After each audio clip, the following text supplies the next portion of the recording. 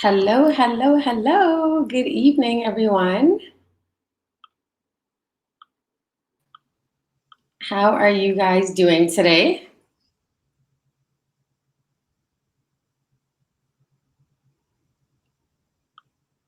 Can you guys hear me? If you can hear me, unmute your mics. Welcome. We'll give everyone a couple of seconds to join. You guys can unmute your mics and uh, go ahead and say hello to everyone. Hello. Yes. Hello. Hello. Happy Tuesday. I swear, in between Christmas and New Year's, I never know what day it is. Like all day today, I was like, hey, Wednesday? Is today Sunday? It's been one of those weeks. But how's everybody doing? I'm fine. I'm fine here in Trinidad and Tobago. Nice. And Aisha, where are you? I'm here in Florida, just trying to enjoy the break. Nice. Jungle Flower, are you up north? I'm in Toronto. Yes. And KL, where are you? And I'm in the British Virgin Islands. Ah, very nice. Everyone is scattered all over the place. So I see that we have some people joining us right now. Good evening, everyone. Welcome, welcome. This is going to be a very informative discussion. I just want to say thank you to my Zurena. This segment is actually powered by them. We are very appreciative to have you guys on board for this. My name is Cara Donnell, and I am the founder of Caribbean Women's Power Lunch Incorporated, as well as Cara Donnell Entertainment Incorporated, and I am the founder of Cara Loves Kids. I wanted to use my platform as a voice for the community, so I've put together this panel of amazing experts to discuss domestic violence and breaking the silence. So everyone, get something in hand to have a drink and just sit back and get that notepad out and be ready to learn a lot today. So I would like to start off the discussion with Jungle Flower. She is a warrior poet and founder of Reclaim Your Voice. Welcome, Jungle Flower. Hi. Thank you so much, Cara, for having me. You're so welcome. We're honored to have you here today. Thank you. I've written down my thoughts for today as I am on a bit of a break, and so my throat chakra has been a little bit closed lately. But because of the importance of this topic, I definitely have very gladly made an exception to come out of my introversion cave and be a part of this event. So thank you again, Cara, for putting this together. I'll be reading today just so I can make sure I remember everything that I want to say.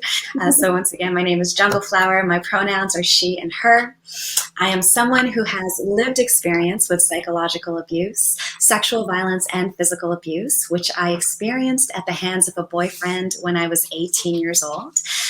I escaped around the 3-year mark when he got arrested for something unrelated, just as things were getting critically dangerous for me. And then in 2012, I founded a grassroots organization called Reclaim Your Voice. We host free monthly events where people who have experienced various forms of abuse and sexual violence can share their stories. The past 14 years of my life since escaping the abuse have made for an incredible journey, and despite how challenging life has gotten at times, not only would I not change a thing, but I have a lot of gratitude for what I have experienced. I know that for some folks who might currently be in a place of pain from the trauma, the idea of feeling grateful for these experiences might seem impossible. So I'd like to share a few of the things that have helped me arrive at this place. I've broken them down into 5 C's, and the first C is community, which can also be called connection. Founding Reclaim Your Voice and bringing people together monthly was not a natural thing for me, but it was an intuitive thing. I tend to be very introverted, and in the past, I wasn't the type to willingly get involved in community. I liked to stay behind the scenes, and I kept to myself. I also had no formal training whatsoever in trauma or healing work, but I felt called to do this, and I'm so glad I listened to that call, because being around other people who've had similar experiences has helped me feel so much less alone. Listening to all these stories of trauma and healing over the years has helped me learn a lot about how I can heal my own life. And when the road gets rough, as it tends to do sometimes when we are committed to our healing and growth, I get a lot of strength from knowing that there is a whole community of people who are morally supporting me. There is a saying I've heard doing this work that goes, you were abused in isolation, you can only heal in a community. And that has definitely been the case with me and so many other people that I know. The second C is catalyze. It is said that pain is the greatest catalyst for change, and I can honestly say that the level of pain and grief I experienced in the aftermath of the trauma led to my spiritual awakening. It led me to shift my focus from I to we, from why me to how many other people are going through this right now, which led to me creating a solution, a way of adding healing to the world via Reclaim Your Voice. It enhanced my ability to feel empathy and compassion for others. And in this regular and consistent practice of compassion and empathy, I've become a softer, kinder, and more loving person than I was before the abuse.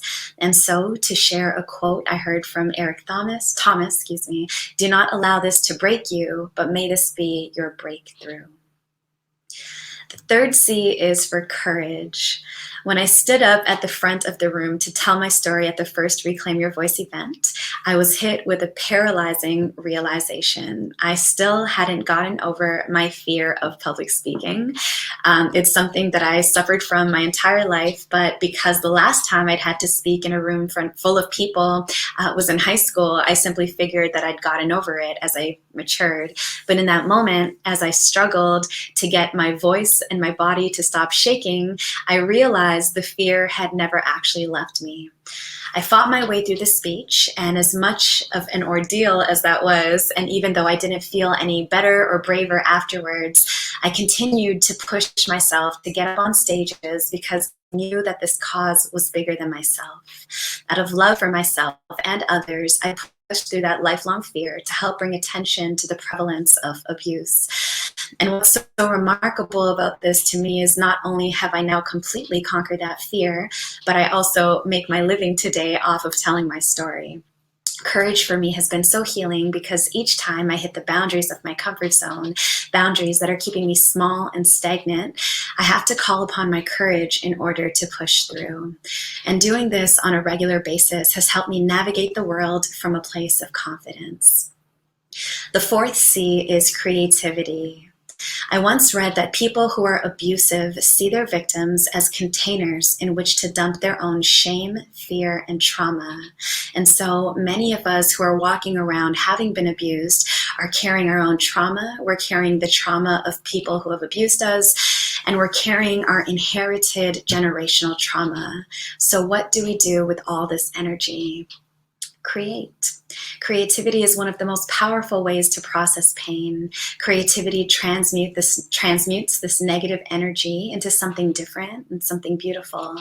Traumatic experiences cause a decrease in function in the verbal center of our brains.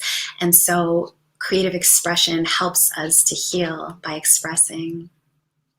My chosen form of creative expression, which has helped me heal from trauma, is spoken word poetry, a gift I only discovered a few years ago and one I never would have tapped into had I not had the courage to overcome my stage fright. And the fifth and final C is for compassion. And I'm not pushing anyone to have compassion on the people who have abused them. No matter what anyone says, that is a personal choice, and it is not the only path toward healing. But what is imperative when it comes to healing is self-compassion, forgiving ourselves for what we feel we put ourselves through, or for going back to toxic situations again and again, or for neglecting ourselves or our loved ones. Practicing self-compassion when difficult emotions arise and in the moments when it feels like we're suddenly regressing on our healing journeys. Healing is not linear. It is complex and often unpredictable, but being able to meet ourselves with compassion, no matter how we are feeling and what we are facing, helps us create a loving and safe inner space for ourselves, and that's where a great deal of healing occurs. I do have a poem that I'd like to share, but I'm wondering if maybe I should share it toward the end. Kara, I will let you decide what you think is best. I think that we should keep it for the end. Okay. I think so too. Yes. Okay, awesome. Well, thank you so much for sharing. We really appreciate that. Next up, I will bring KL.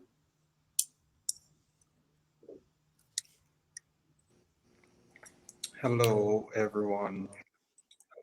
Hi, Hi, KL. Kira. Let me thank you first for the opportunity to Of course. I will be addressing the legal perspective. As Kira might have indicated, I am a lawyer by profession and I practice in the criminal arena. So, for the most part, my perspective on tonight's panel discussion will be from a legal perspective. I practice in the British Virgin Islands, as I would have indicated that I currently reside here. And for the last 2 years, I have practiced as a prosecutor for the state. So there are a few things that I would like to touch on very briefly as it pertains to domestic violence from the legal perspective. And I could firstly start off by indicating that I know when we hear the term domestic violence, we usually or we automatically think about the physical aspect of it, the violent aspect of it. But Yeah, domestic yeah, violence, I apologize. Would you mind just fixing your camera? We can't see the top of your oh, head. yes, Yes, it perfect. is Sorry better. about that. Much better. Thank you. Yeah, so when we address the whole concept of domestic violence, it actually covers a wide variety of things. And that includes the verbal violence, emotional abuse, even financial and economic abuse. So it actually covers a wide range of variations of abuse. And I am sure that the other panelists will address the various forms of violence later on in our discussion this evening. But I think what is most important from my perspective is the question of what are the options or what are the remedies available to persons who experience domestic violence. And to keep it very simple without going into too many legalities, there are really two options that are readily available. And I always suggest to persons who are in immediate danger, immediate fear, immediate harm, to first utilize the civil aspect of the law. And that simply refers to an option such as a protection order. So, where someone is a victim of domestic violence or where someone is in fear that they are about to be subjected to some sort of injury or to some sort of pain, to some sort of hurt, they can apply. And I'm speaking on a Caribbean wide level, and I'm sure it is the same in the US, for what you call a protection order, which is treated by the courts with urgency. And a protection order simply is an order from a court of law indicating that the abuser should stay away from the victim, should stay away from the applicant, the person who would have applied for the order. That order could also contain other instructions as it pertains to treatment of the person by way of contacting and communicating with them, whether it be by cellular phone or whether it be by any other means of communication. It can also include considerations to cover protection for siblings or children, whatever the case might be. So the order in itself is a very useful tool that victims of domestic violence have available to them in situations where they are in cases of imminent fear or harm or danger to their person or to their children, their spouses, their brothers, sisters, relatives, because it is a far-reaching order. For instances where persons wish to take it a step further, you have what you call criminal complaints. So we've moved away from the civil jurisdiction where you actually go to the police, you make a report, you tell them what has occurred, and criminal complaint can be filed against the person, which would then lead to proceedings. And that's where the terms trial and courtroom and prosecutor and the defense attorney and all of that comes in, because at that point the person will be made responsible and will be held responsible to answer to the allegations or to the reports of domestic violence. The difficulty that I have noticed arising not just in the British Virgin Islands but across the territory, across the region at large, is that there are a lot of times when persons would make complaints, but unfortunately they would not follow through with those complaints. It might be because they have reconciled with the abuser. It might be because they are fearful for their life and that they have been threatened should they continue with the criminal complaints. It might be because they just don't feel safe. It might be because they don't have the support that they need. And I think this is where we need to step in as a society to provide the support to victims of domestic violence, because it is essential when it comes to stages like going to a trial or actually going to the police station and giving a full report. So that's one of the challenges that I've noticed from a legal standpoint that victims of domestic violence encounter.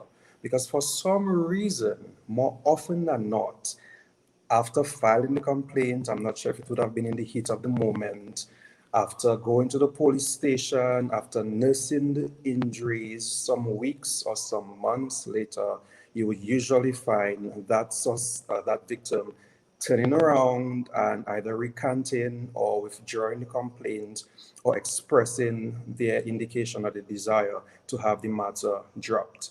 And that in itself becomes a problem, because we are now sending the message to abusers that, I'm sorry, I'm having a little issues here with my camera, Kira. um, No problem. this should be fine. Should I turn it?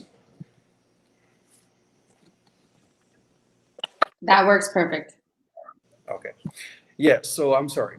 So I was saying that we don't want to send a message out to abusers that it is okay to um, you know, abuse, to injure, to hurt, whether it be emotionally, whether it be financially, whether it be physically, and that at the end of the day, you can turn around and get away with it for one reason or the other. There are even circumstances where you'd find that the abusers know for a fact that by the time the matter gets to court, they would turn around and do something, social act of love or appreciation that will get the victim to either change their mind or to be convinced that the abuser has changed or is willing to seek counseling and will not do it again, and for a very number of reasons. But at the end of the day, the ultimate goal is to have the matter come to an end before proper ventilation and holding that abuser responsible. So that's one of the challenges that we face. As it pertains to the issue of what I know a lot of persons consider revenge porn, it's something that I was asked to also touch on. And it simply means that the abuser, for whatever reason, would release different footages, whether it be videos or pictures of the victim in an effort to either embarrass, degrade, or manipulate them.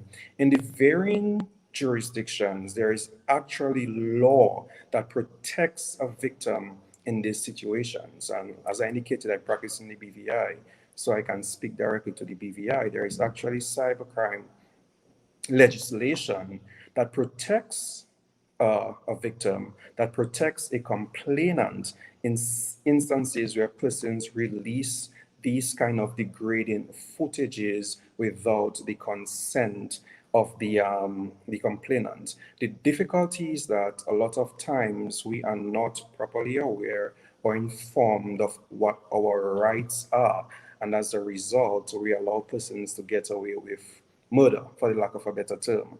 So what we also need to do as citizens, I'm not asking, that we go into law school or go sit in a library and read through all of the laws and the legislation that is relevant to your particular jurisdiction or your particular country. But there are certain very basic minimum things that we ought to know that we can arm ourselves with. And when we see it happening to our colleagues or to our friends or to our family and relatives, we can be in a position to advise, in a position to encourage, in a position to point out certain things to them which could help in the situation that they may find themselves. So what I would ask is that in addition to standing up and raising our voices, in addition to breaking the silence of domestic violence, it is also important that we educate ourselves on the different laws that are available for our protection, whether it be persons releasing particular videos of you in an effort to manipulate you or embarrass you, whether it be in relation to the protection orders that I would have spoken about earlier in terms of what can be done, how can you apply for it, who can assist you, what is the procedures that you have to go through, where do you have to file the application, the bare minimum. It is important that I think, Kira, electricity just went off in my area. So I'm going Oh to try no, we to can still wrap hear up. you though. I'm going to try to wrap up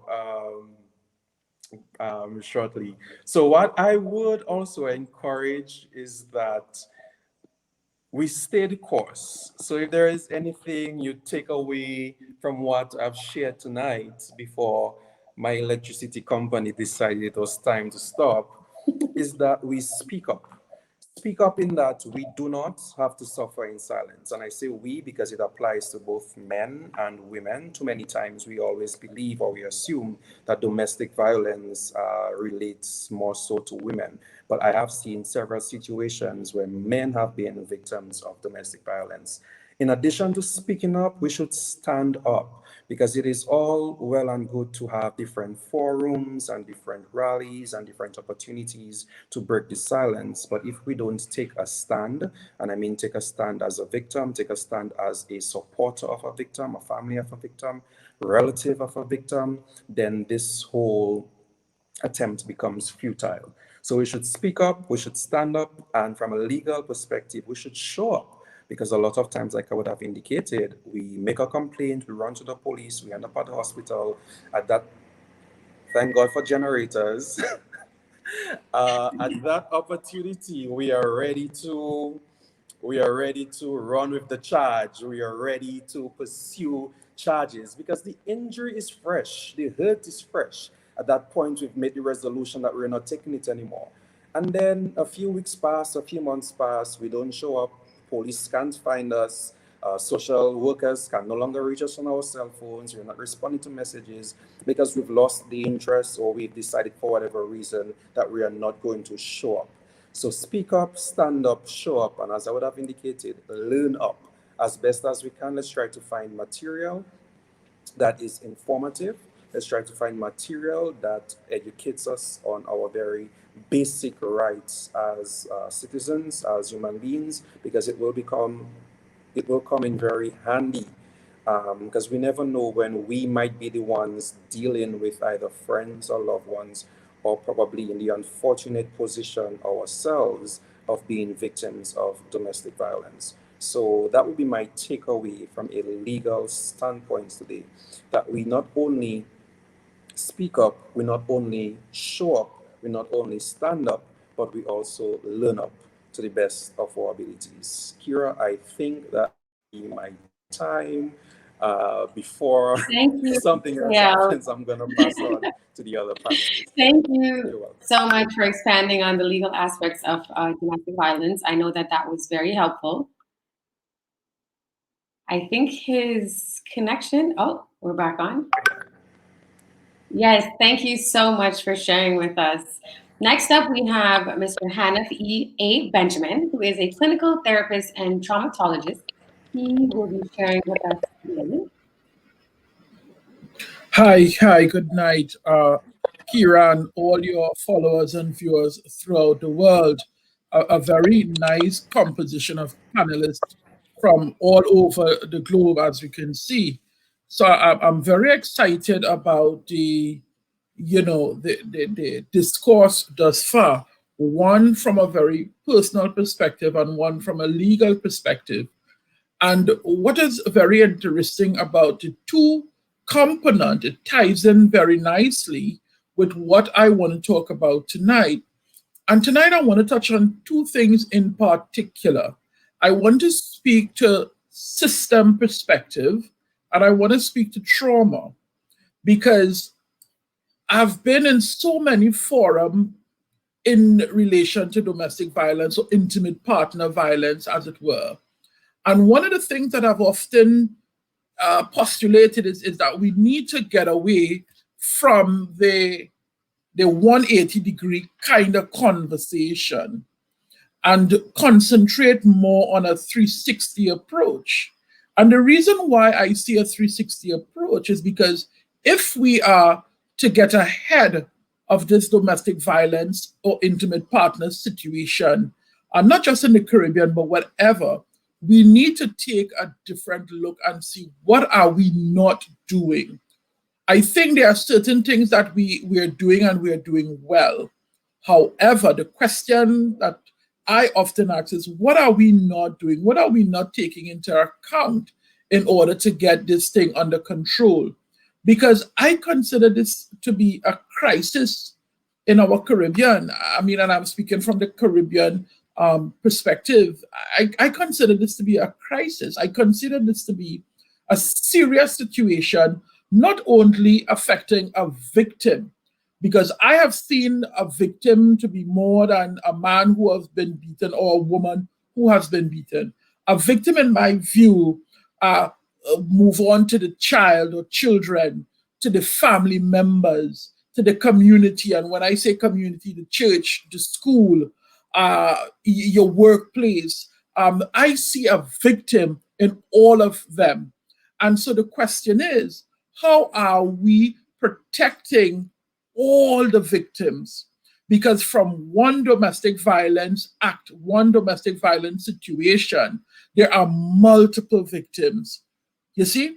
And so let me start by looking at the system in this 360 approach that I'm speaking about. Because it is very easy for one to say, get help. It is very easy for one to say, you will be okay. It is very easy for one to say, take out a restraining order, albeit excellent things that must be done. But in taking out a restraining order, one must consider, am I protected enough when I take out this order? Am I protected enough if I were to step forward and go to the police? We have situations where victim refused to go to the police station. And I think the speaker before me, he also spoke about it, where some people, even in the middle of an investigation, decide to no longer cooperate. And one must ask ourselves the question, why is that? Why are our victims not willing to go the length? And so we must examine the system that surrounds this victim and whether the system is helping or hurting the victim. And when I say whether the system is helping or hurting, are there adequate places that a victim can disappear? Are there adequate public system where a person can get help, mental health? Do we have systems in place where a victim can feel comfortable to go to law enforcement and be okay that, you know what, something will be done? We still have a situation in Trinidad and Tobago and in other Caribbean islands where the police seldom get involved because they believe that this is a personal issue. And because it is a personal issue, they don't want to get involved. And they get involved when a crime is committed. And I'm speaking from experience as recent as 2 weeks ago, when one of my clients told me she went to the police station and they told her, listen, the man do nothing yet. So what you want us to do? And so this lady is living in fear because the man ain't do nothing yet, or let me put it in proper terms, the man have not committed a crime as yet. However, the law in Trinidad and Tobago was just changed, the Domestic Act, to represent in a more prominent way psychological and emotional abuse. Now, the question that has arisen is, how do you prove psychological and emotional abuse? And so we are now grappling with that nuance in the law. And so when we're talking about how do we help a victim, we have to consider whether the system is available to this victim. And when I say the system, the legislation. Where are we with legislation? How up to date are we with legislation? I'm talking about the police. How well trained are our police? How involved are our police? I commend the Trinidad and Tobago Police Service because they just, well, recently launched the domestic violence unit, right? I'm talking about the court system.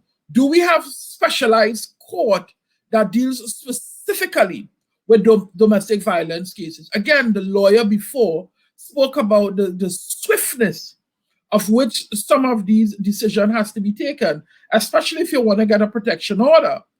Do we have specialized, or is it time for us to develop specialized court that only deal with domestic violence situation, that provides psychological and clinical and trauma counseling, that have mediation as part of the system there, has some form of expediency within that system, or is it lump in all of the judiciary and all of the legal system that is surrounding the court?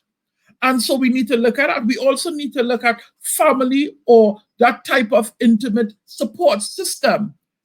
Is it that that support system is available? Are there grants and other type of things that if a person needs to move and move quickly, they can be aided? Those are some of the systemic things that we must consider when we are treating with domestic violence and or intimate partner violence. Because if those things are not in place,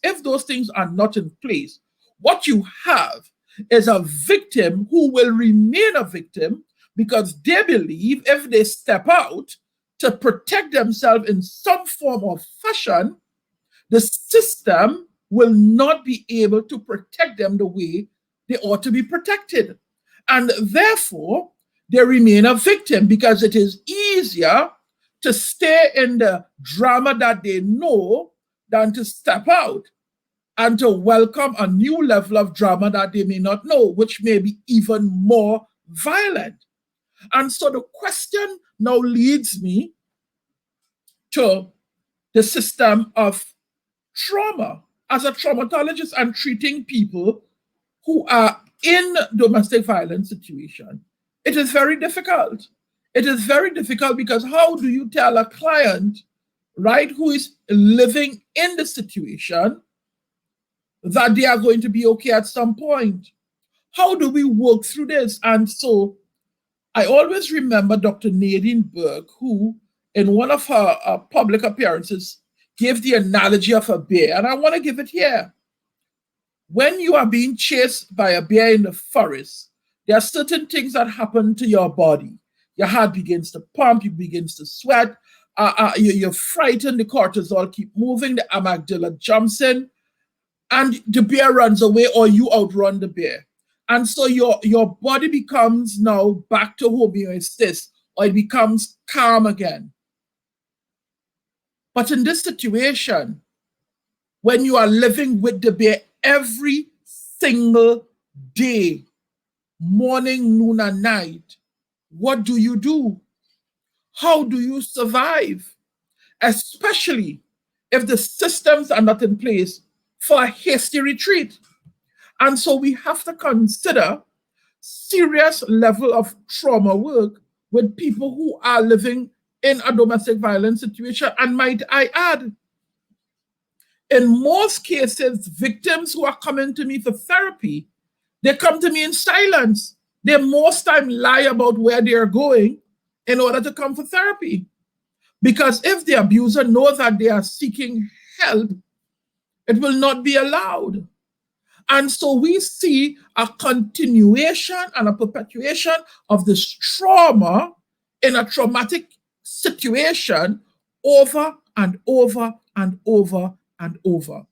And so I say to a lot of my clients, you have to begin to do things within your own sphere that can help you to treat with some of the issues that you may be going through.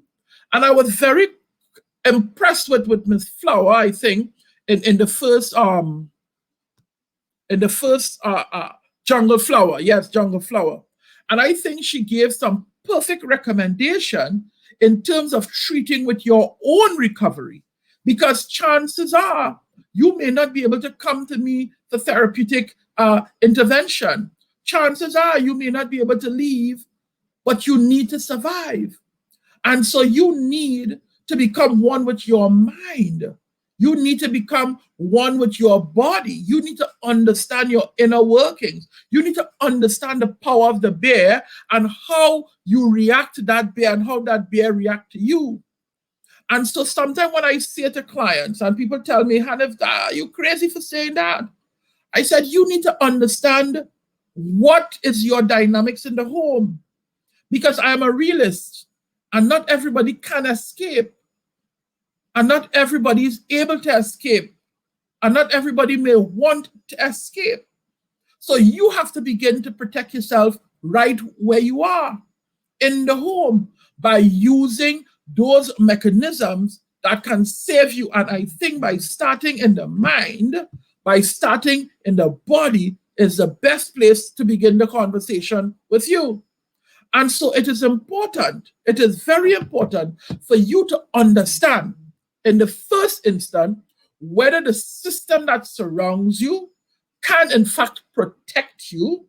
And also you need to understand your place in this proverbial forest and how can you protect yourself in this forest knowing that this bear is with you every single day. And so it is important for you to begin to sort out in your own quiet moments your sense of mindfulness, your ability to be able to treat with the difficulty that you face, however, also becoming one with your own mind. Those are critical areas that you must consider. At this point, I will pause and I will take comments and questions at the end. I thank you so much.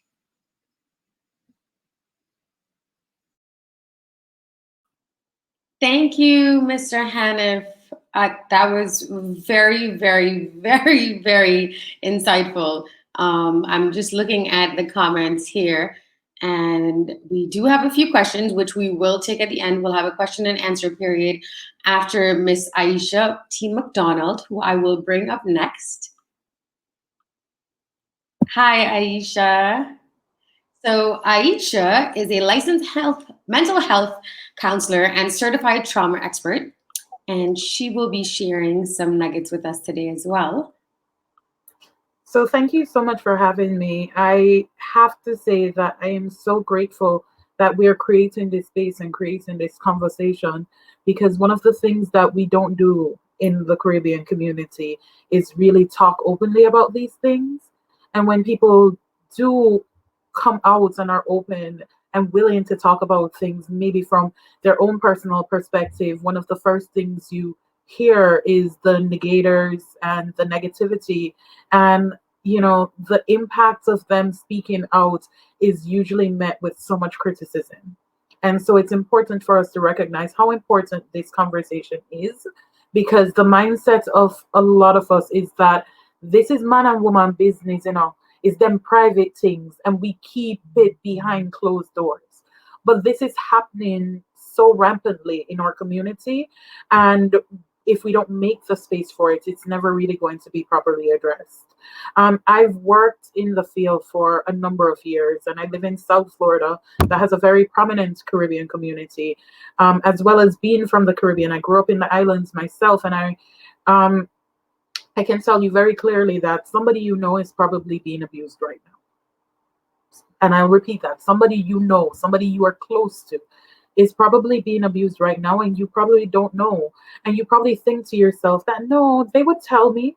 None of my friends have gone through this. Nobody I know has ever been affected. But the United Nations put out some statistics recently that said, through studies and just really they looked at a lot of the developed countries within the Caribbean. And from that, they were able to estimate that 1 in 3 Caribbean women will be a victim of domestic violence or intimate partner violence in their lifetime. That's 1 in 3. And that's based on statistics of people who have sought help, people who have made reports to law enforcement, people who have gone through the court system, people who have come out and openly reported that they were going through this. But we know for a fact that this is not something that everybody who's a victim or a survivor talks about. And so that 1 in 3 number isn't even the realistic number. And also, that 1 in 3 number really focused on the violence towards women. But domestic violence knows no gender. Men are also affected, children are affected. One of the panelists really spoke about how it impacts every single person in that household, as well as every person in that family.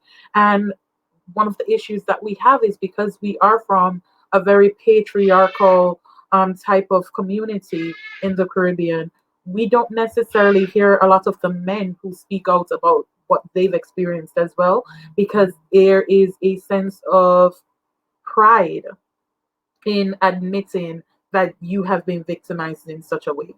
So let me start out with saying domestic violence is not just physical.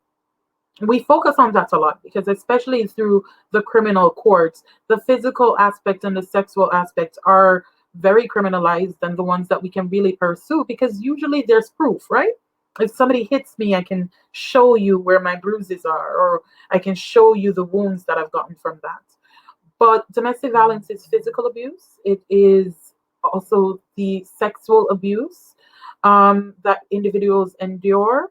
It is psychological and mental and emotional abuse that individuals go through. And sometimes they may never be physically hit, but the psychological harm of being in these type of relationship are so much more long lasting and impactful in so many different ways, because the physical wounds can heal, but the psychological trauma that individuals carry with them after being in these type of situation is long lasting. And there's also financial abuse. And financial abuse can be 2 ways. Financial abuse can be using a person for their money, running up their credit cards, taking their income and using it for your own purposes, even when the person doesn't necessarily want to share or is willing to share, but more so against their will. Or financial abuse can be another way. It can be because I'm the one with the money, I'm the one in control. I'm the one who pays the bills. I'm the one who buys you this. And so if I buy your clothes, I tell you what to wear. Because at the end of the day, intimate partner violence, domestic violence is really all about power and control. It's about one person having that power and having that control over another human being without that person's consent, and using methods and ways to try to make sure that that person stays in that relationship and that person stays in a position of where they can continue to control them. I hear a lot of the times we talk about the victims in terms of, well, why do you stay? What did you do? Why would he say that to you? Why would she do this to you? And we really focus when we talk about domestic violence in more of a reactive way and say, well, what happened? The first thing you hear when somebody comes out in the public and really talks about their experience is, well, you must have done something for him to do that, because why would anybody do that? Especially when we're familiar with the perpetrators, because we tend to think there must have been a reason, a cause for this person to act in this way. Very rarely do we ever ask, why did this perpetrator perpetrate? If somebody gets their house robbed and their house has been burglarized and the police officers come there to deal with this burglary, right? They don't go, well, maybe you were just asking for it. I mean, look at all these big TVs that you said you had in your house. If you hadn't bought the big TVs, then they wouldn't want to rob you. We tend to be more sympathetic to people who have been victims of other crimes. If somebody meets in a car accident and we come, the person who is at fault is the one who the police then interviews and interrogates. If somebody gets robbed, then we're very sympathetic to the victims of this burglary. We're very understanding. Yet somehow, with intimate partner violence and domestic violence, a lot of our interrogation and hard questions go to the victims in those situations and not the perpetrator. Why did you choose to do that? Why did you hit this person? What makes you feel that you have the right to have this type of control over another human being? And we're not asking those questions. And what happens because we're not asking those questions, and because we're doing a lot of victim blaming in our communities, is that we stigmatize the victims of these types of situations, and we make it harder for them and sometimes unsafe for them to really come forward and really speak their truth and talk about their experiences, because they're so fearful of being judged, they're so fearful of being criticized, they're so fearful of how people are going to react to finding out that they allowed themselves to be abused, because that's the way we kind of deal with them. How could you allow somebody? I would never do this. Nobody would ever be able to do this to me. So how could you allow this to happen to you, instead of really pointing the finger at the person who is abusive? Because at the end of the day, people choose to be abusive. They do. Um, when you think about a lot of the individuals who have been accused of being abusive personalities, really and truly, a lot of people's defense of them is, well, I know that person and they've never been like that towards me. Well, of course not. You're not their victim. A bully knows exactly who they're going to bully. Think back to when we were in prep and primary school and the bullies used to run the playground during lunchtime, right? If a bully walks up to one kid and says, "Yo, give me a lunch," and that kid refuses, then the bully knows that that's possibly not going to be the best bet for me to go back to the next day and try to get the lunch for. And so they're not going to show their bullying ways to every single person they come in contact with. But once they've identified the person that they can victimize, then they target in on that person, and that person becomes vulnerable to their bullying tactics. And so everybody else may see the best side of them. They may see the affable person who is so funny and so nice and sometimes so very charming, because that charm is one of the ways that they manage to convince people to get into relationships with them. An abusive person is never just abusive off the bat. You don't go out on your first date and you're at the movie theater and you say, "Well, hey, what movie you want to watch? Because I want to watch this." And they say, "No, I think I want to watch the latest comedy instead." And you're like, "No, I was really looking for the superhero." And they don't slap you in the face right then and there to try to convince you to continue dating them. No, there's something that's called a honeymoon phase. And the honeymoon phase is when that person is oftentimes the best relationship that individuals have ever been in. They're kind, they're sweet, they do all the right things. They treat that person like they are treasured. And you get so deep into it and so enmeshed in these types of relationship that by the time the abuse starts, whether it takes weeks, whether it takes months, sometimes the abuse doesn't start for years. That person is now emotionally attached to someone in this situation, who now is going to try to enforce tactics of power and control to keep them in the relationship. And so, a lot of the times when we hear about victims coming forward and saying, "Hey, this happened to me," the question shouldn't be, "Well, what did you do?" or "Why did you stay?" The question really should be towards the perpetrator and asking, "Why did you do that to them?" Because if we don't start changing our language surrounding domestic violence, if we continue to victim blame, if we continue to criticize individuals for being abused, then we're never really going to break this cycle. Because I can ask these victims day in, day out, why? But unless we are addressing the perpetrators of these types of abusive incidences, this will going to be a continuation. And a lot of the times in our society, unfortunately, we know people who make statements that we know are not good statements. We have friends who we've heard say and talk a certain type of way to somebody that makes you go, that didn't sound too right. But a lot of the times we're not addressing it when it comes up. We're not asking these individuals, um, that's not sound right, I'm not sure, say I saw you for talk to people. We don't say that.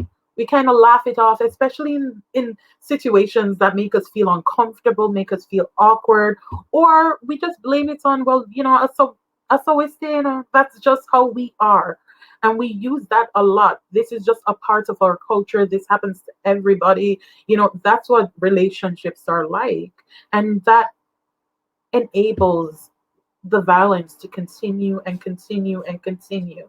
Because I promise you, abusers are not people who are out of control. They aren't. If they had anger management problems and they were just out of control and unable to stop themselves, then they would abuse every single person that they came in contact with.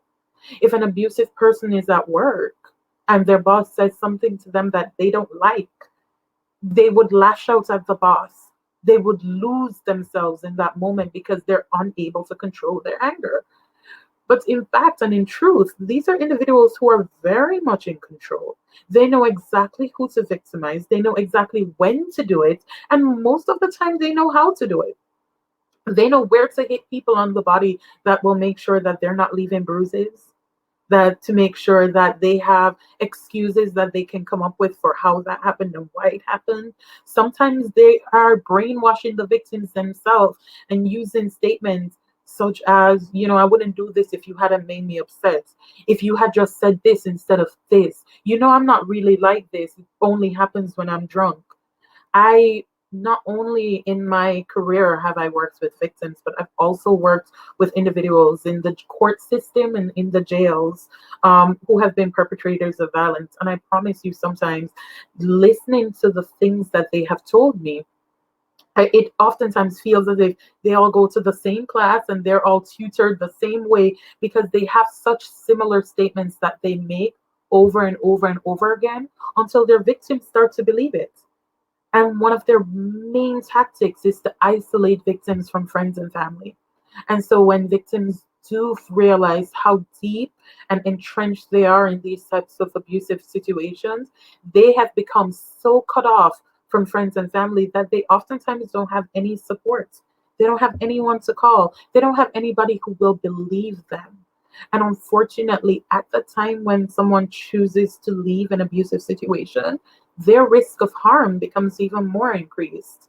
And that's when their life can actually be in physical danger because nobody likes to lose control, especially an abuser. And if they realize that they're going to lose that power and control over their victim, that's when their behavior tends to escalate. And so, if we're not addressing the stigma of domestic violence, if we're not addressing the victim blaming and the critiques that we give when faced with these situations, we are never really going to ever really make a headway.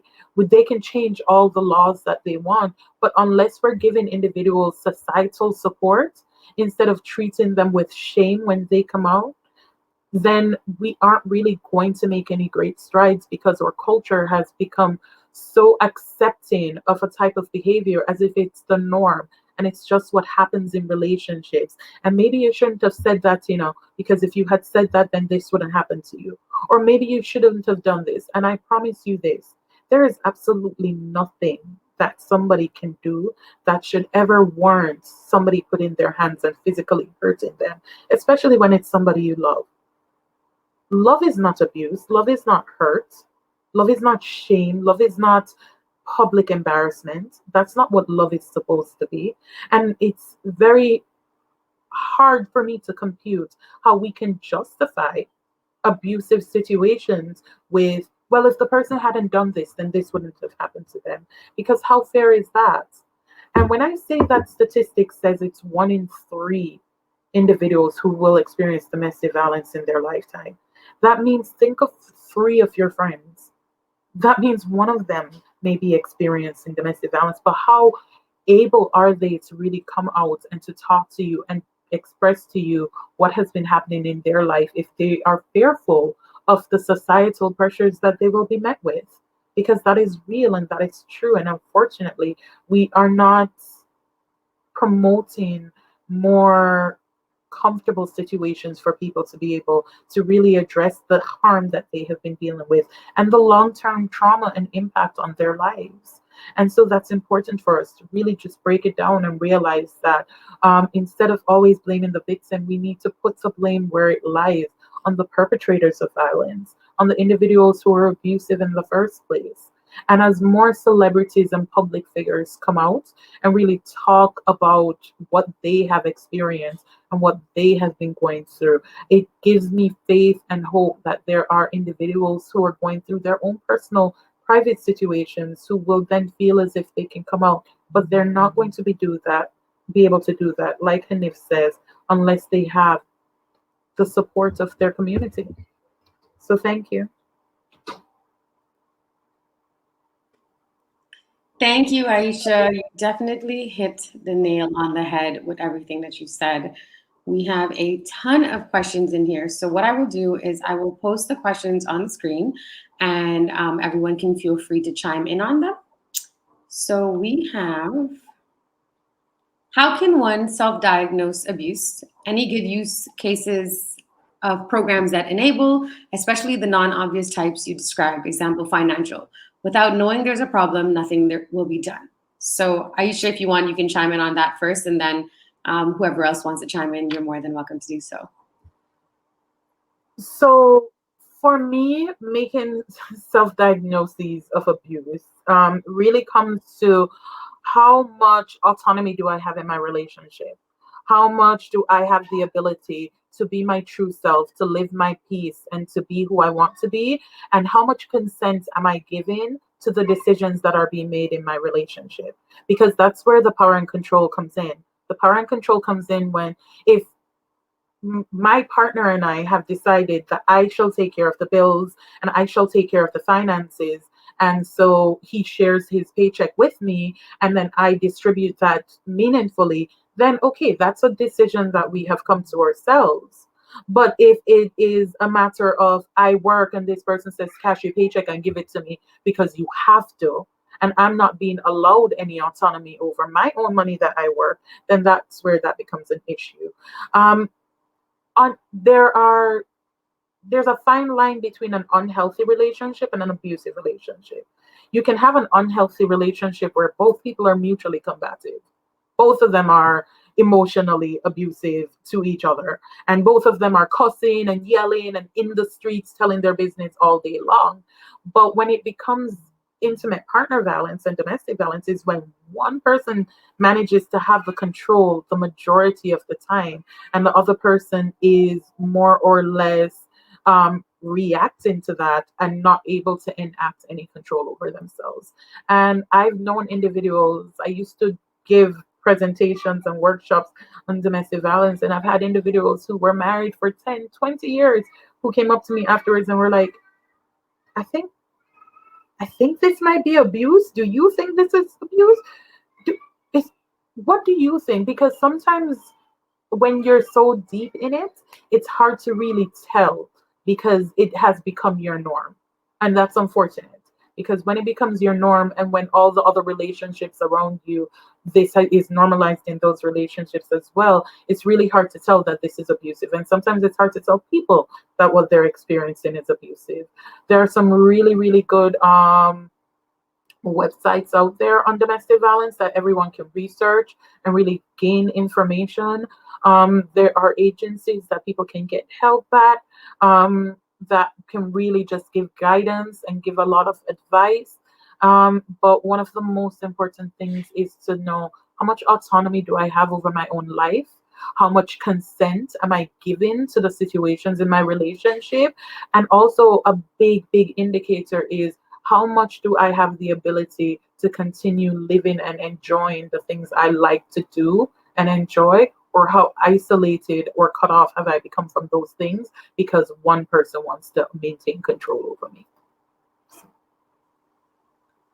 Thank you. Does anyone want to say something with regards to this? I'm not seeing any movement. Okay. I can add to that. I think Aisha really covered a lot of probably the most important stuff. Thank you so much, Aisha, for everything that you've said this evening. I think just one small thing I can add, but it still relates to what she shared, is checking in to see, am I living in fear of this person? I think that's a really important and big indicator of whether or not a relationship is abusive. Okay, great. And the next question is,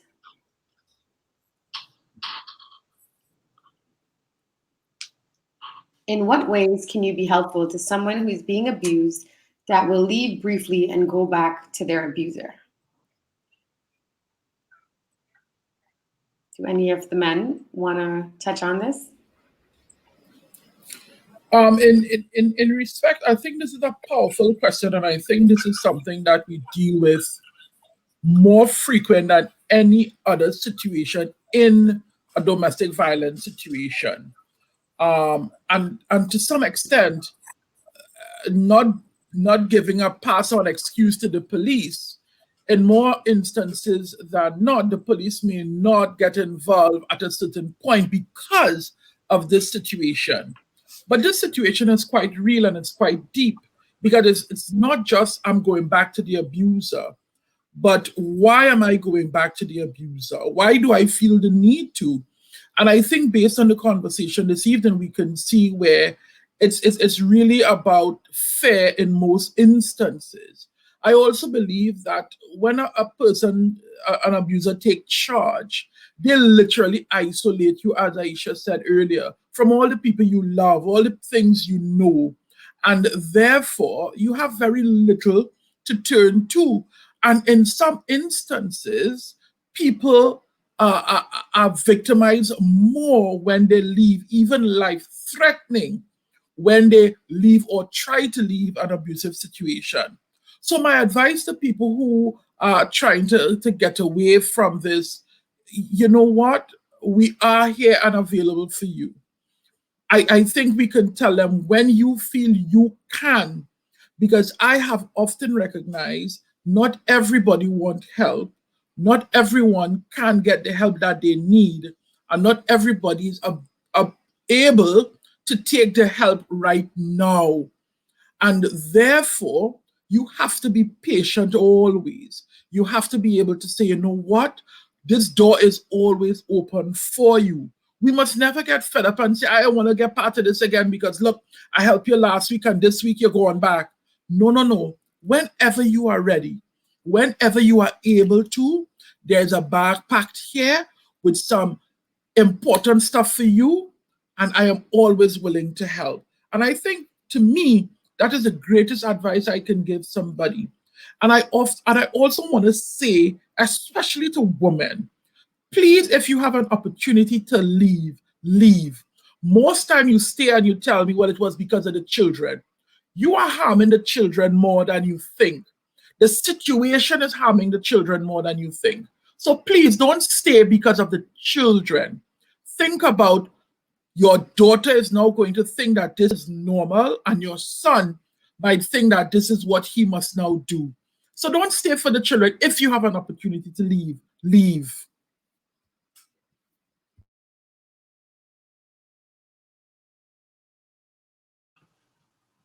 Oh, I think you're muted, Kara. Thank you.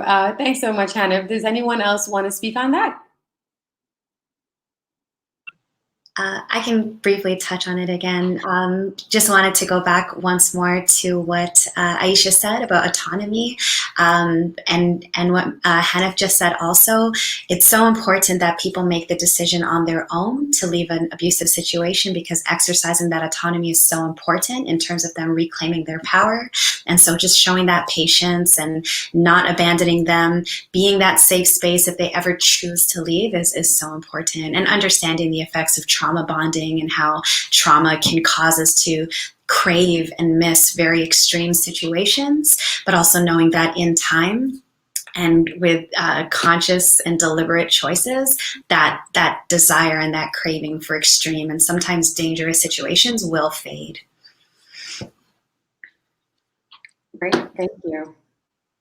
And we have another question from Natasha. Can someone who has been a victim of domestic violence in the past truly get over it without therapy?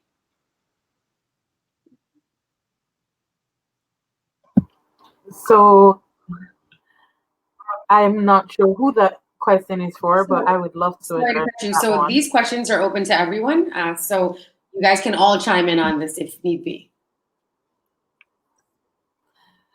So I definitely am the type of person who I mean, I'm a therapist. So the first thing I'm always going to do is promote therapy.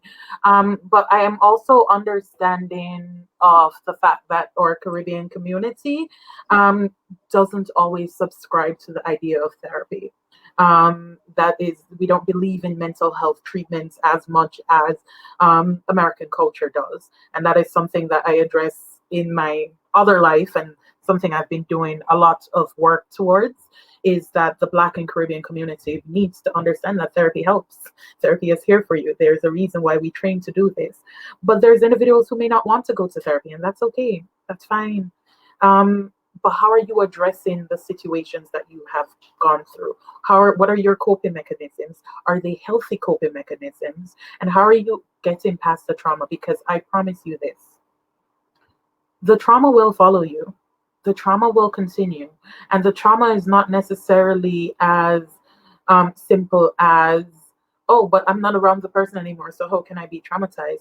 But after being in these type of relationships, I call it Stockholm syndrome in a lot of ways. People develop a Stockholm syndrome in that after being in an abusive relationship, they really do start believing that I deserved it was my fault, or I am the reason. And those are really, really hard inner voices to get past. And so what are you doing to make sure that those inner voices don't continue to traumatize you long after the relationship has ended? Because it is important to realize that the impact of these situations is very, very long lasting. And so what are your methods of healing? Because your method of healing may not be therapy, but what other methods of healing are you going to use to make sure that you're living a healthy and productive life and you are not crippled, in a sense, by what has happened to you in the past? You are not wary of everybody. You are not shattered emotionally because this situation has happened to you. And so there are different methods of healings and different things that individuals do. Some people connect spiritually because that's their biggest connection. Some people have the connection and support of a community and social supports of friends and family who can really be there for them. And some people use other things that are going to result in healthy outcome. So can somebody get past it? Definitely can you can get past it, but it depends on what you're doing and whether or not are you really healing through your trauma, or are you just suppressing the trauma and it's coming out in other parts of your life. I wanted to jump in there and I wanted to bring up that same point that you ended with, because I think that is where the major challenge lies. You see, for me, and I tell people, I am not really interested in the black eye or the broken rib, and people tell me I'm cruel for that. And the reason I'm not really interested in that is because that will heal. Your eye will get normal in most cases, yes, and your broken rib will heal again. But it's the mental and the psychological trauma that may live a lifetime. And the point that you brought up there, the last point is most times the sticking point for many persons, because getting over the psychological scar of that abuse is sometimes lifelong. And in most cases, it is suppressed or repressed, it is pushed to the back of the brain, thinking that I dealt with it. But in actuality, what you have done is simply move it aside. However, trauma is such a thing that it is very, very pervasive. It happens whether you want it to or not. So it will manifest in other areas. And so you have to be very guarded for those areas. So if you don't treat with it, whether professionally or not, it will come out at some point, whether it is other relationships, whether it is no or relationship or the lack of, whether it is going back into other abusive relationship because of that Stockholm type of syndrome, you have to be guarded. And that is why I always talk about mindfulness and becoming one with self. Because if you truly understand your mental telepathy, if you understand what you have been through and what you go through on a daily basis from a mental perspective, then you can start to do things to treat with such things, not push it to the back, but treat with it. And I want to suggest mindfulness as one of the first areas to reconnect with yourself. Because what the abuser did is disconnect you from you to believe that he or the abuser, rather, is in control over you and they have the power. And so getting that autonomy back in your brain, just like Flower spoke about, but getting that autonomy back is going to be critical. And I think beginning from your mind is the first place I would advise somebody to start the journey.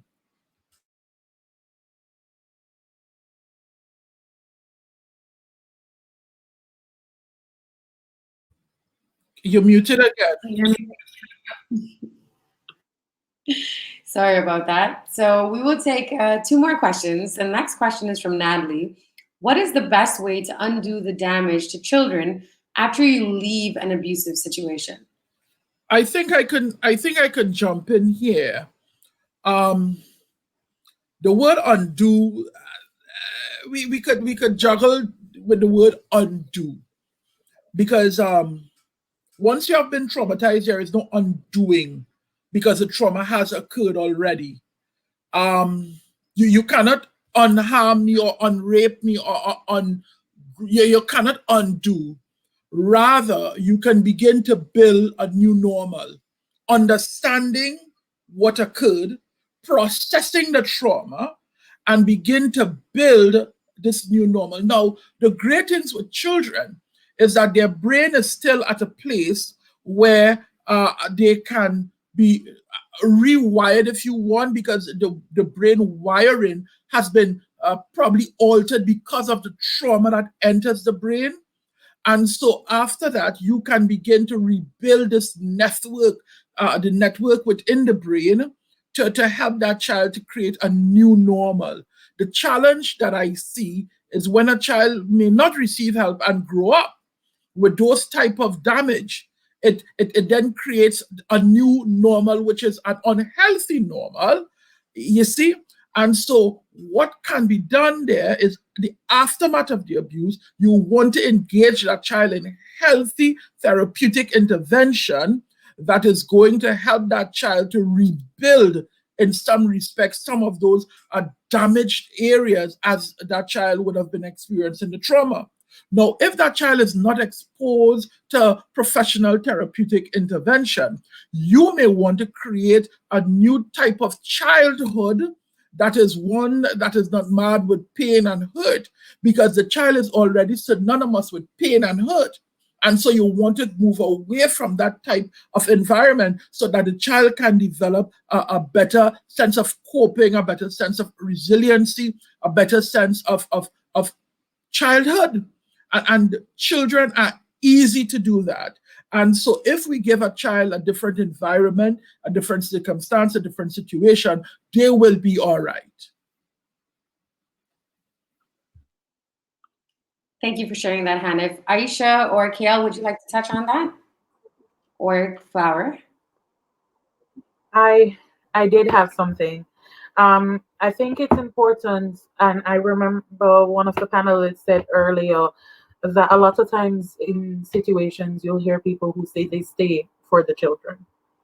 I come from a personal situation where they stayed because of the children, me being one of the children. And it is very, very important that you realize that the children will always, always be used in situations like this. Even if the person isn't abusive towards them, they will use those children to enforce those power and control tactics on the victim.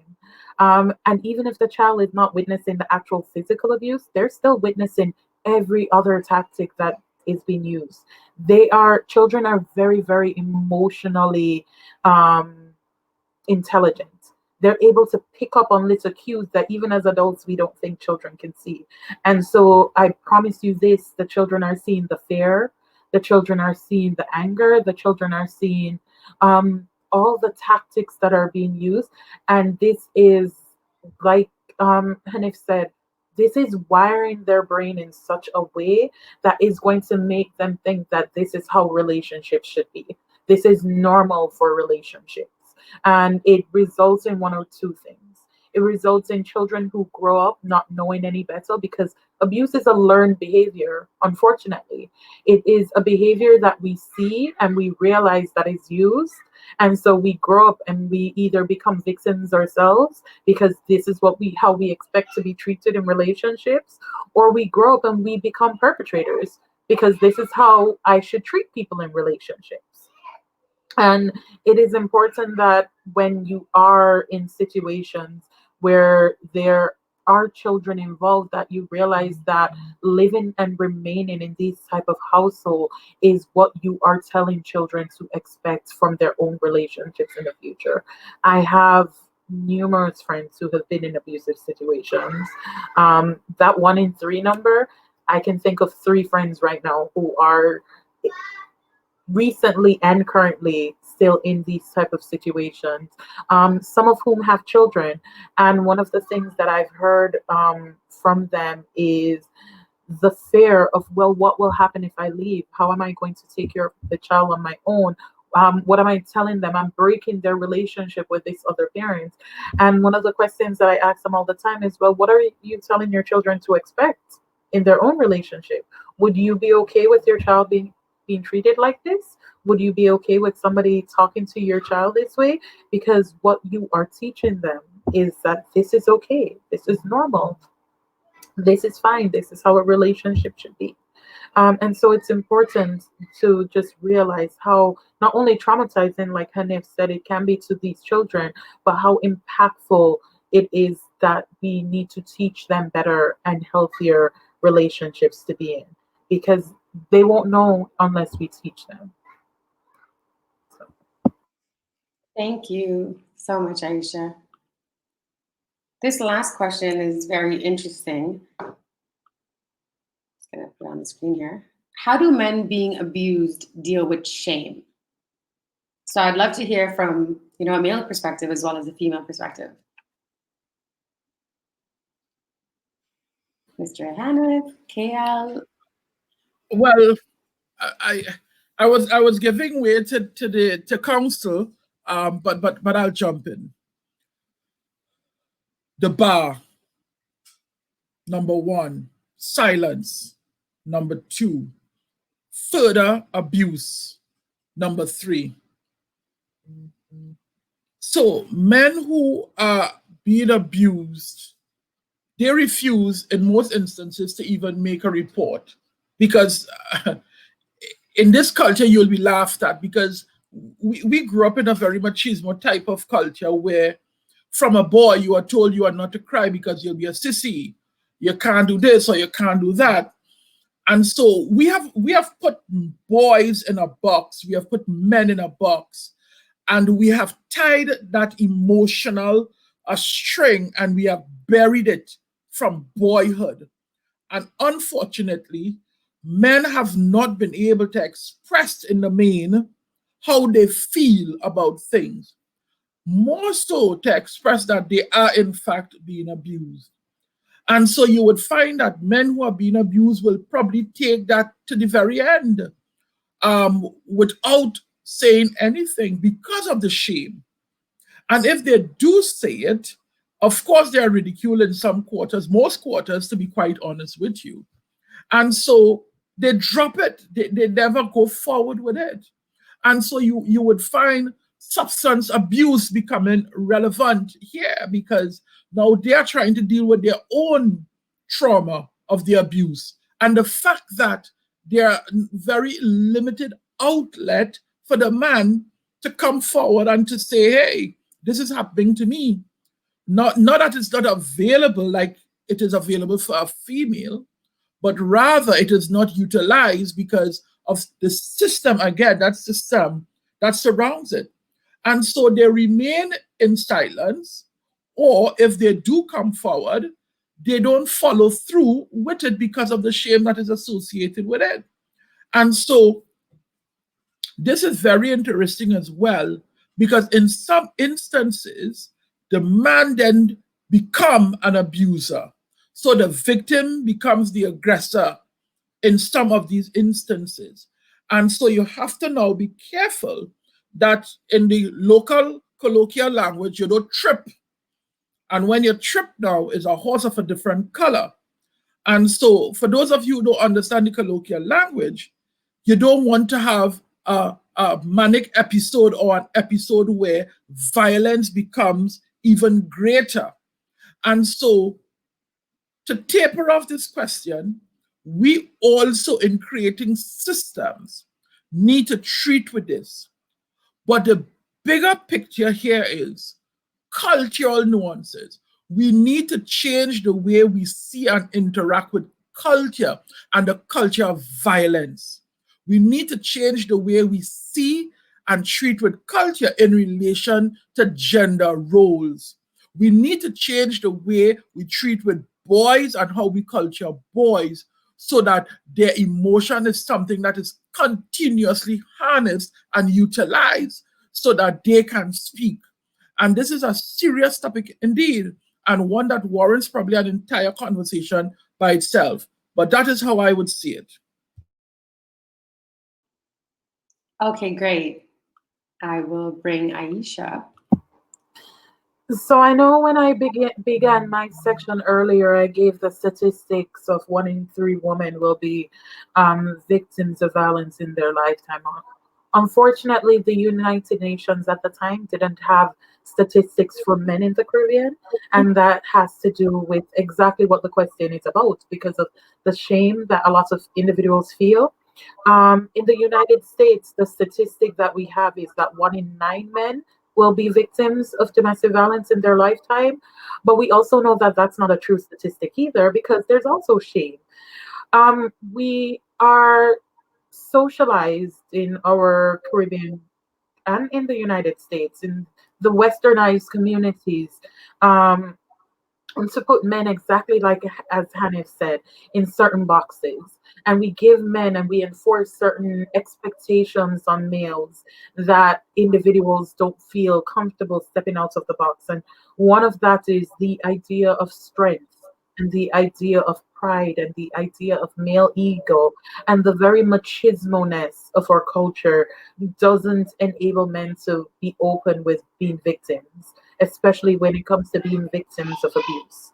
And one of the issues that we have in terms of resources is that a lot of the resources cater to women, cater to children, but where can the men go to get help?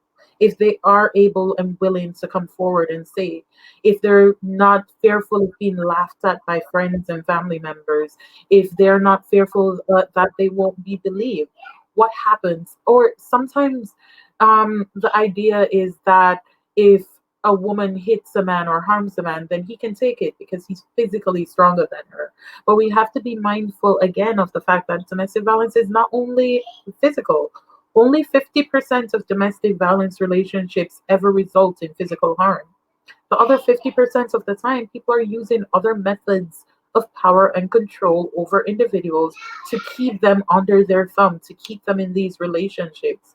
Unfortunately, for men, a lot of them are financially abused and emotionally abused in their situations. And those aren't necessarily situations that individuals can always show proof that this is happening to them. Or they're met with statements like, oh, so that's how my woman treat me. So what about that? So what wrong with that? That's just the expectation of what someone must endure.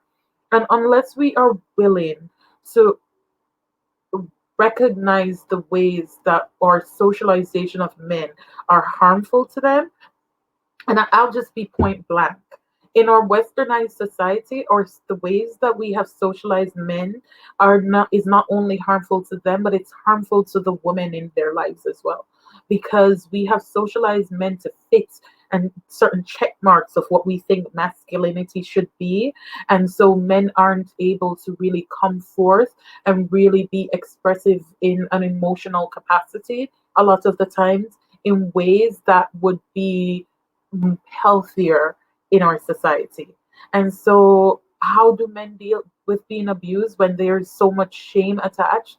That's why we don't have a real statistic for them. That's why we don't have real numbers. So until we really, and when I say victims of domestic violence, I think automatically our brains just go immediately to women, because that's what we recognize as individuals who are victimized, because they're the majority.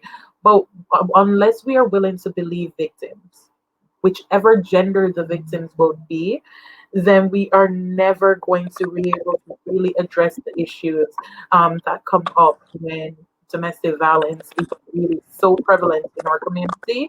And so it's important for us to really just start believing. When someone says this has happened to them, why would they lie? What are people lying about when they're met with so much criticism when they're open and honest about these situations? So it's important for us to start believing people, start supporting people, start being empathetic towards people. And really, even if, oh, this would never happen to me, you don't know. You really don't. You really don't know what could happen or what happened to lead that person to be in this type of situation that caused them this type of abuse and harm. Thank you, Aisha. I know that KL also wanted to touch on this. Yes, I will address it very briefly. I think all of the panelists would have hit the nail directly on the head. It is actually the culture that we continue to perpetuate amongst men that needs to be addressed. And I will not go too deeply into it because Aisha just did a wonderful job on that. But even when you look in the criminal arena, you rarely ever find men being complainants in matters involving domestic abuse. And sometimes you're sitting in court and you have the opportunity to hear both sides of the story. You have the opportunity to hear the female and the male. You pause and you ask yourself the question, but who should really be on trial here? Because a lot of the times the men would sit in silence, they would endure the abuse, whether it be physical or the other forms of abuse that were addressed earlier on tonight, and they would say nothing. And in the one moment when that man cracks, in the one moment when he retaliates, he's charged and he's brought before the court, and you're asking yourself the question, why did he do X? Why did he do Y? He's wrong. But when you really sit and you research the history of the relationship, you would learn that for years, this man has been the subject of abuse and he has said nothing. So as Aisha correctly says, I believe we need to believe men. Even from the law enforcement level, I have seen situations where men would approach law enforcement and they'd be ridiculed, they'd be laughed, they'd be told to brush it off, they'd be told to, oh, just give her an opportunity to cool off, she'll be okay. We need to believe them, we need to be empathetic, we need to be supportive, we need to create the environment that a man can come and make a report or indicate that he has been a victim of domestic violence, and we not treat it as if it is something to be laughed at or something to be, not taken as seriously as we would have taken it if it was a female. So I think all of the panelists touched it very, very accurately in terms of how men cope and perhaps the reasons why they continue to deal with the shame in the way that they do. And until we have not decided as a society to change our approach, to change the culture that we perpetuate amongst men, this situation might remain the same. So I hope that helps from a legal perspective, Kira. It definitely did. Thank you so much to everyone who has shared today. As we get ready to wind down the discussion, Jungle Flower will be sharing a beautiful poem titled Firefly with us. Let me bring her up here. Thank you so much. This is a brief poem, my first poem I ever wrote. Going back to the topic of creativity, I was asked to write a poem and it just kind of came out of me. So I encourage anyone who is currently healing from trauma to see what happens when you put a pen to paper and try not to judge yourself. So this poem is called Firefly. It is based on my own experiences and the stories that others have shared with me. He lived alone in a dark house, in dead silence at the dead center of a dead-end road. He hadn't left this place in many years, maybe more. In fact, he'd forgotten how to find the door. But he seemed content, rooting through the contents of his unconscious self without a flashlight. Right, light, that was what he needed, so he decided to take hers. He reached out his palm to draw her near, and without any fear she came. But when she got close enough, his other hand closed in, of all the things she never saw coming, the firefly soon found herself sentenced to life in a jar on his shelf, trapped. But she understood that he needed light, so without a fight, she stayed. She played house, raising invisible children, making a home from this delicate prison. And as he looked around the room, now illuminated by her light, he saw that the walls were decorated with paintings of the saddest moments from his life. He was blinded by the sight. The dark still persisted, so she kept giving light, and her shine reached all the ends of the unending night. This brightness was something his eyes weren't used to, so he had to turn away. And with her light now cast upon his back, he saw before his eyes a dark figure, and figured darkly that his shadow was his reflection in the mirror. Believing himself to be the monster who's been haunting his own dreams, he screams, he turns back to her and starts attacking her, and his anger is so spectacular that she believes she has done something wrong. So she absorbs all his blows, and they diminish her glow because the pain is just too strong. But she is too small to contain all his fury, so he hurries to find something else to destroy. He smashes the windows, punches holes in the walls and the halls that go loudly with the noise of it all. Terrified, the firefly lifts her head to pray. And in doing so, she realizes there is no lid on her jar. In fact, there never was one. And just as the house becomes engulfed in the flames of his rage, she lets herself out and she escapes from the fire. Fly, firefly, you are free. Thank you.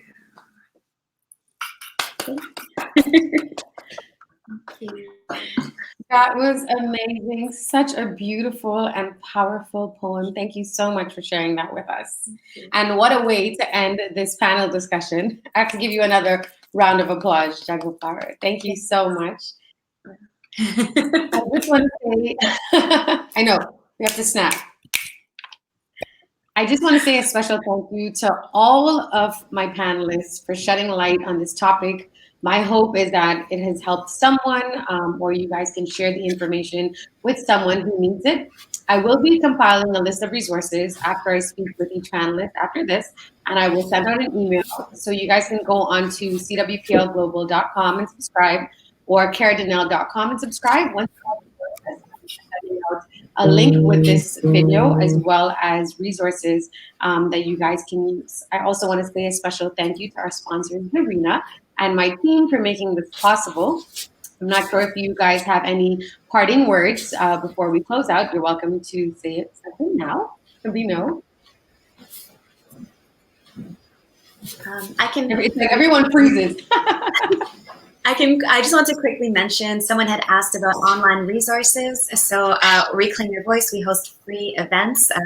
We'll be resuming in January. We try to do them bi-weekly, and we do them over Zoom, where people share their stories and we do group discussions, or we do a creative exercise or a skills building exercise. So that might be an option for some folks. And if you want to follow us on Instagram, be notified of upcoming events, our Instagram handle is Reclaim Your Voice. Awesome. And I will include all of your website information, your Instagrams, in the email. So like I said, for those of you who are watching, make sure you guys subscribe to the mailing list. You can also check us out on Instagram and Facebook. Send us a message, send us a DM, Cara Dinell, or okay? So I guess, yes, so we close out again. Thank you so much. I pray that you all stay safe during these times. And just remember, keep loving, keep smiling, and keep going. Blessings to all of you, and we will see you guys very soon. Take care. Thank you. Bye.